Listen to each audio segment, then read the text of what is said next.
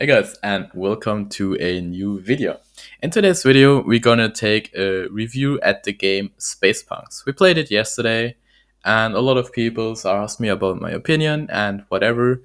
So I thought it's probably a good thing to just make a video about it, where I'm talking about the stuff that I experienced, maybe some facts about the game, and how the current state is of the game, right? So I didn't really plan to make this video, so I'm just like going to free talk, right? So probably it's going to be a bit confusing or so, but I try to order it as best as I can. So first of all, the current state of the game is early access, right? So as we all know, early access games are not finished. It is like a little look into the game, helping the developers maybe making the game better with good feedback, constructive feedback, right? You don't have to say, oh, this game is nice. You can also say, like, this and this is maybe bad on the game and stuff like that. And I think they will listen to you. Like, I have a good feeling about this. Since yesterday we were streaming it, and there was also a guy that had something to do with the game while he was not really allowed us to tell us what he's doing with the game or whatever. But they're like really communicative, so that is really great already, right? This is really important, especially for like this indie games and whatever. So first of all, what is this game like? On the first view, it looks like it is like somewhere mixed between Diablo and Borderlands or something like that. Um, I never played a game like that myself. Like mostly I play like hack and slay games or like normal shooter games, right?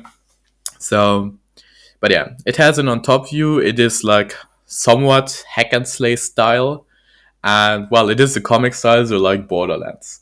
I actually don't really know exactly how you will title this game, but yeah, that is what it is somehow, right? So first of all, once you are starting the game, you can choose between four heroes. Um, so you have four heroes that you can choose from, and they have different abilities.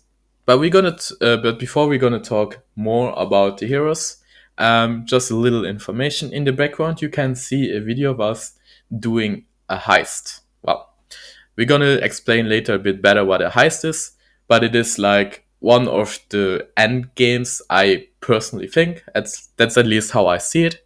You have to defend like a tank, and after that you have to kill a big boss. And these fights are really fun. But yeah, that's what you just see in the background, just as a little information. But yeah, let's come back to the topic. So we have four different heroes. You can decide which one you play. And once you are in game, you can always change the heroes. So your heroes are getting levels. So as an example, you chose Bob, which is like a cockroach alien thing or whatever. Um, it is like a little bit like the guys from Men in Black, to be fair. But yeah, we can choose him, right? And he has like, as an example, an ability where he's placing a tower. The tower is shooting at enemies if you place it. So he's more like the tech guy, whatever. He also has like mines and stuff like that. But yeah, I'm not giving an overview about the character, just as a little side note, right? So you can play him and you can level with him. Once he is level 2, well, that doesn't take long, but let's say you will decide, just as an example, you don't want to play this character anymore. You can go in the in-game town where you always are. You always start your missions from the in-game town. It's like your hub, right? So you can just go to the change hero thing, and there you can change your heroes.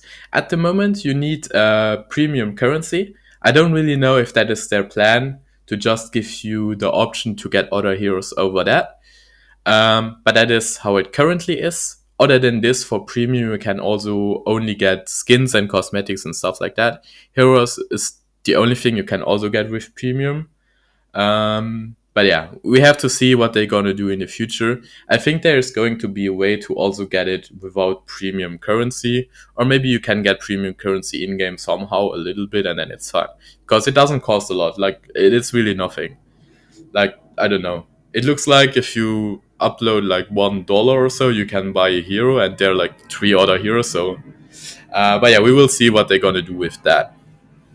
But other than this, you can change your heroes, right? The other hero is going to be level 0 then, or level 0. So you can level him up again. But let's say on your first hero you found a good weapon, and well, you like have probably a hard time to decide if you want to play a new character again. If you got that new weapon and you switch your hero, he also has it. There's like a requirement level that you need to reach to wear the weapon, but as soon your other hero is at level, he can also equip that weapon or item, whatever. So that's about the hero. So you can always change them, right? So you don't have to play like only this character and you have to enjoy him or you're fucked. That's not going to be the case. Other than this, once you created your hero, you're gonna go to your town, right? And there you're gonna do like a little tutorial mission, like the first mission you have to do, where it tells you press this button to sprint, press this button to whatever, this to attack, whatever, right? Like a little tutorial. And after this, you get missions. So after you got a mission, you just go to your hub and you can choose the planet on what you want to play. At the moment in the early access, we have 2 different planets and with like different regions on it, right? And yeah, you're just gonna do like some missions there. Like sometimes you have to kill just enemies, sometimes you have to extract stuff, sometimes you have to defend stuff, whatever. Sometimes there's like a car that is like running around and you have to defend it, some stuff like that. Um, so once you always do the missions, you always get a reward at the end, right? And you can also get items during the mission. There are like chests hidden and stuff like that. And minions can also drop stuff. So you get XP, you get currency, and you can drop weapons and other content, like other stuff like shields and whatever, melee weapons, ranged weapons, whatever. So you can drop items actually in this game, and that's basically your main goal. Yeah, like you want to upgrade yourself to do harder content. And well, once you've done a mission, you come back to your hub and you're in the main city again. There's like a guy that sells you gear, so you can buy it.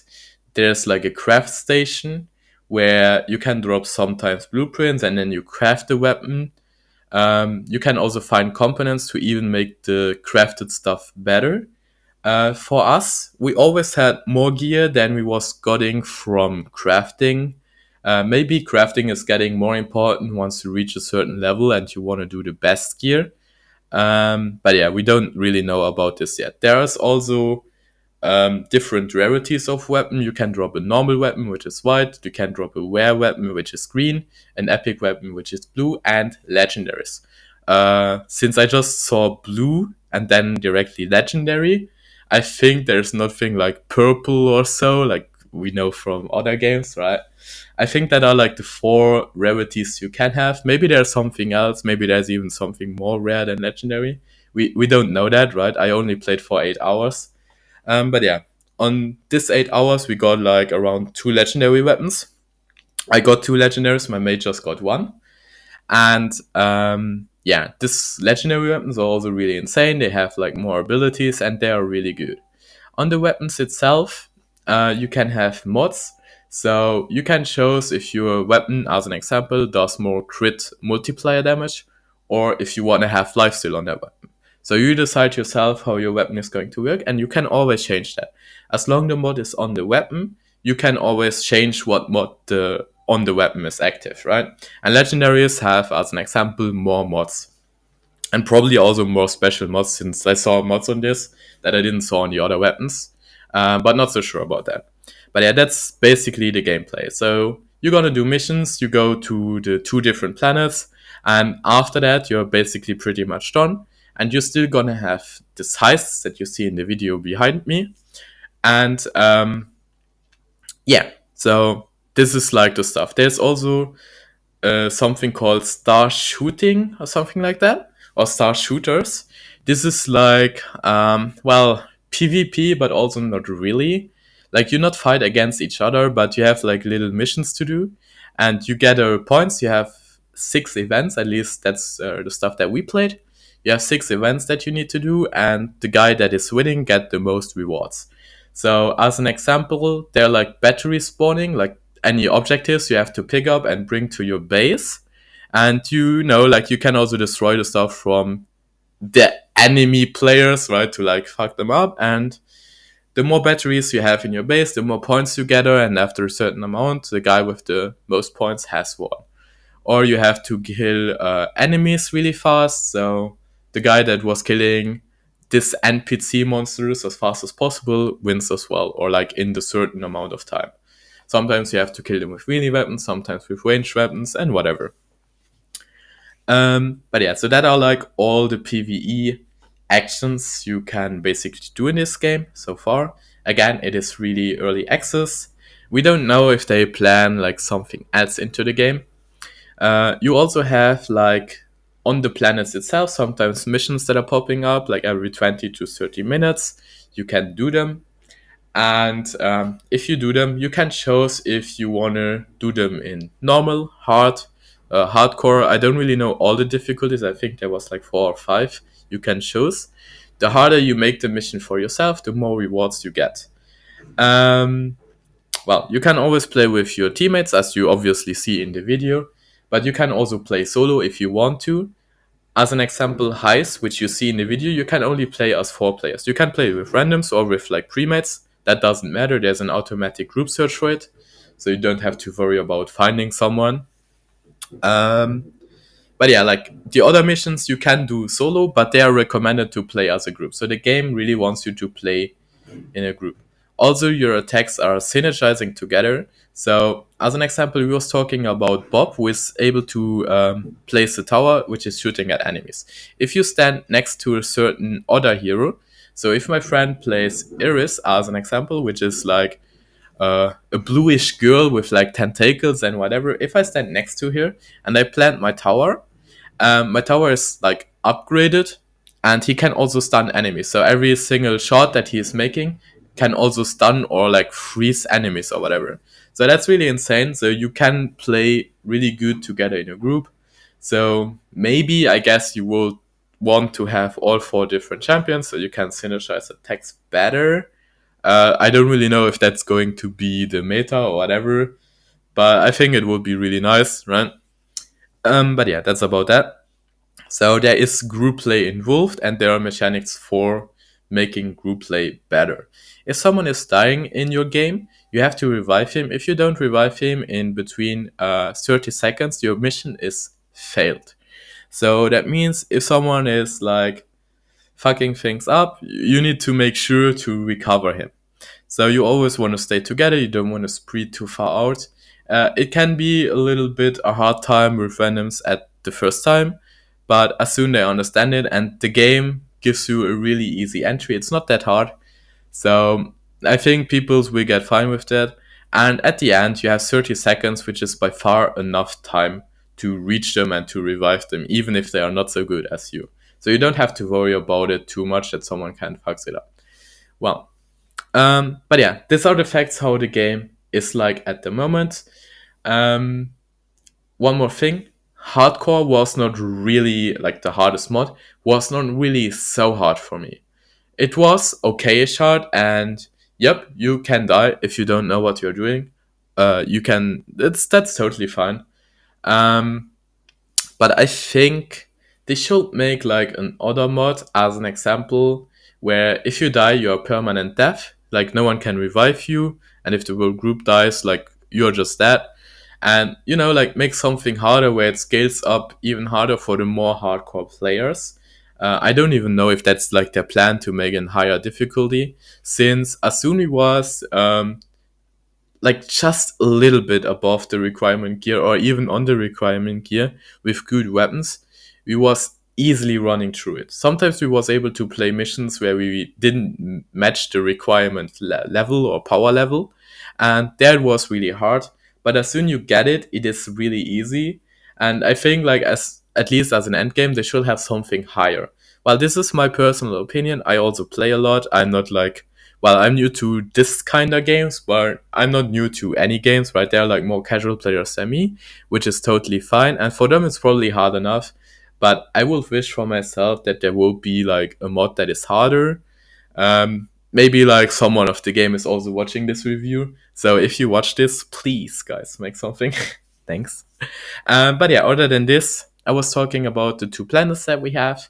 Um, this was taking us like round about 7 to 8 hours, but we was also rushing through, and we had a guy in the stream that was helping us and giving us tips what we have to do and whatever.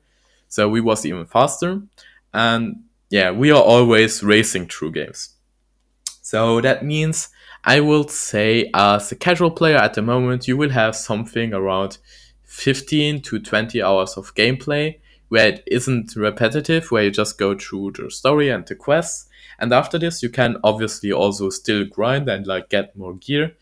For me, there's like it doesn't make sense for me to like do that, since I just gonna wait for new content, because they're gonna release more content even in the early access, and I'm just gonna wait for that, and then we will take a look at the game as well again. Maybe I'm gonna do like one or two let's plays, so that you can also see more game content. But yeah, that's about it. I hope this is giving you a little bit of an idea. Also, to enter the early access, you have to buy founder packages, right?